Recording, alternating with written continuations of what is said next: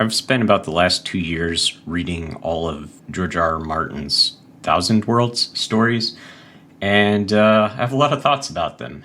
So I'm going to give you some of those. I'm going to attempt to go through each of the stories in chronological order, although there is some debate about the exact order of the stories. I'm going to do my best. It's not my intent to copy the work of Preston Jacobs, which is an excellent analysis story by story. However, it might be inevitable that I ape something that he said here or there. If you haven't watched his videos, you should go do that because they're just about the only systematic analysis that exists on YouTube. The biggest question is whether our first story with Morning Comes Mistfall actually even falls within the Thousand Worlds universe or not.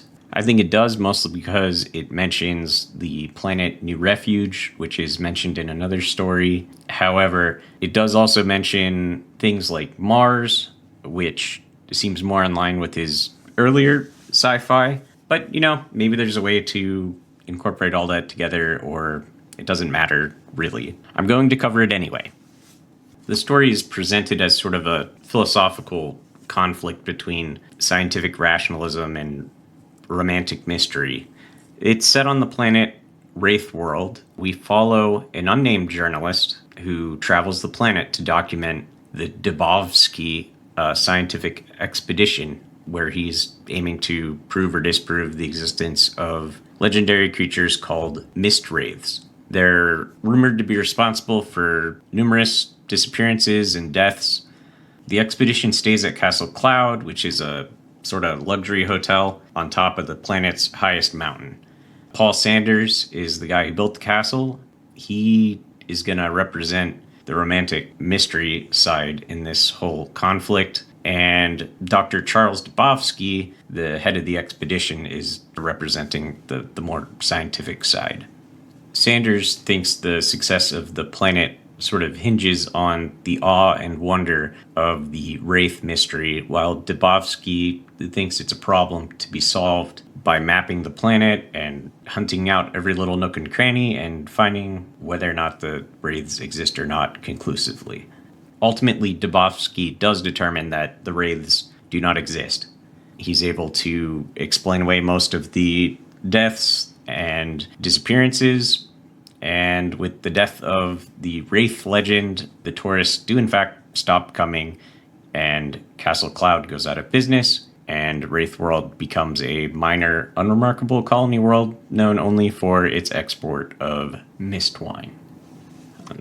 Right away, this story hits on a number of themes that are going to recur throughout most of these stories, such as the loss of wonder, a presence of entropy and decay, and the price of knowledge. With that out of the way, I want to take a sort of a deeper dive into the timeline. 75 years before the start of our story, the planet of Wraithworld is discovered by Dave Gregor, and he sends out two-man teams to explore the coasts of Wraithworld, where one of his expedition finds an 8-foot-tall, insubstantial creature which kills one man on his expedition. Gregor then returns to Earth, and a second expedition is launched and subsequently vanishes. Sometime later, Paul Sanders builds Castle Cloud.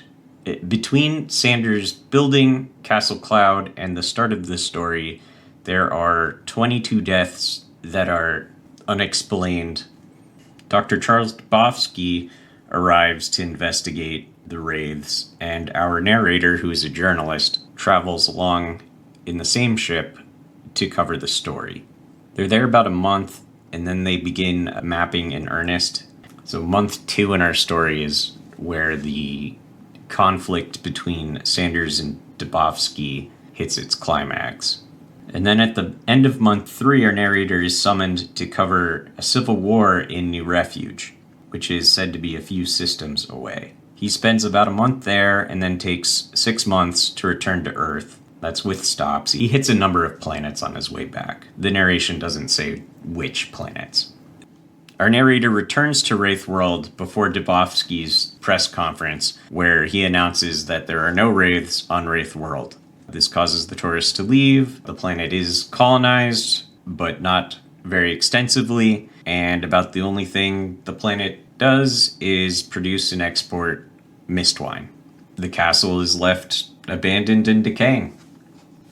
I think after reading all of the stories, I've got a method for estimating the distances of different planets in these stories. I'm going to put a pin in that discussion because I think it will be easier to explain in the context of our next story, which will be Warship. That's to say, Wraithworld is between New Refuge and Earth, and Wraithworld is less than 35 light years away from Earth. A few observations about space travel. I think information can somehow travel faster than light travel. It's just the stories don't work if you don't assume that. I also believe there are no relativistic effects. We don't see anyone aging differently because they travel. In general, I think the science is very soft in these works. There are a number of interesting flora and fauna to be found on Wraithworld. We've got rock cats, which are cat-like predators prized for their meat. Apparently they make pretty tasty steaks. We have plains devils, which are not described in any detail at all, but since one of them almost kills our narrator, I suppose they're dangerous. They can be found on the western seacoast. Swamp lizards inhabit offshore islands, and the wraiths are eventually revealed to be white-furred apes that are a sort of giant baboon with dirty white fur. There are fish on the planet. We have the trees of the mist forest. They're tall and thin with white bark and pale leaves. From the mist forest trees, a sort of moss hangs in cascades of dark green and scarlet. We can assume it's parasitic. There are a very different kind of tree in the swamps that sway horribly, even without a wind. There are the mist grapes, which are a gray fruit about the size of a lemon, and they're used to make mist wine, which is said to be smoky white with a mellow, lingering flavor. I'm going to try not to make too many references to A Song of Ice and Fire, because I'm mostly interested in analyzing the Thousand Worlds stories on their own merits, but I suppose this might make it something like Dream Wine or maybe Brown Smokeberry. The narrator does suggest that it may help him to dream, but he isn't sure if that's a property of the plant or just due to himself. Finally, there are vines and bushes choked with misshapen purplish fruit. There also seem to be ruins that predate the discovery of the planet with the Gregor expedition. To me, this sort of suggests that the white-furred apes may actually be fallen and that they may have been sentient at one point. We do see some similar creatures in later stories. With Morning Comes Mistfall was first published in Analog Science Fiction, Science Fact in May 1973. It would go on to be nominated for the Hugo.